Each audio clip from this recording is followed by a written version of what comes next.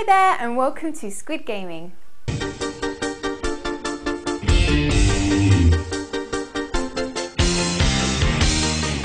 Pokemon as a rule sticks to a very solid storyline. You play as a young Pokemon trainer who works his or her way through different towns battling against Pokemon trainers to get badges, all the while catching and training various different Pokemon.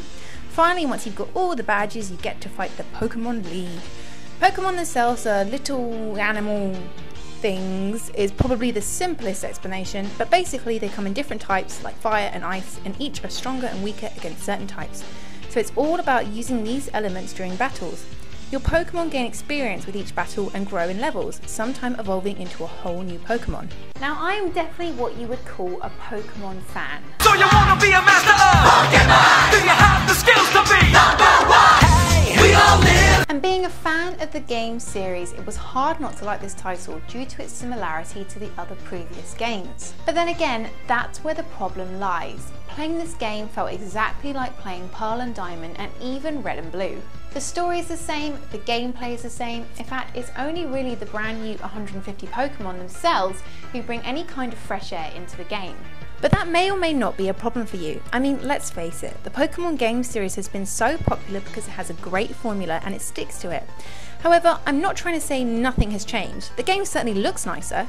Its use of 3D works really well, especially notable in Castelia City, which does a great job of making you feel dwarfed by the giant 3D buildings in the big city, and is a great taster of the visual direction I think Pokemon should go in.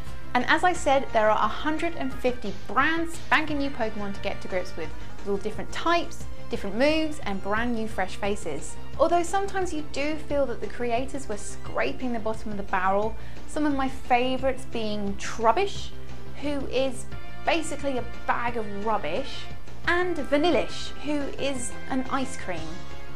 Something I've heard from people who've played the game is that it's a lot easier than previous Pokemon titles, and I too admit that I never really found myself getting stuck on a particularly hard battle. This wouldn't be too unusual or a problem considering it is Pokemon, if it weren't for the fact that the previous titles could be very difficult and really push you, so Black and White certainly feels a bit dumbed down.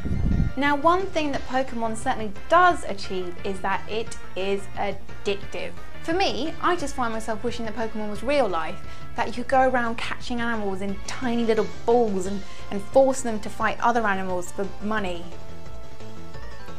Battling your Pokemon is still as always a massive part of Pokemon, which really brings together the RPG elements. You can give your Pokemon items to hold to make them stronger, or use their different types to make them more powerful against their enemies, e.g. fire against grass, and level them up to improve their stats. And of course, you can also battle against others online. As always, there's different things to keep you interested. The seasons change throughout the game, so different Pokemon come out at different times, which is always interesting when you're trying to catch them all. There's loads of different items and moves to collect, and of course online play. And not forgetting that you've gotta catch 'em all! All in all, I loved this game. Thank you for watching. Don't forget to like, comment and subscribe. Take care, play lots and have fun.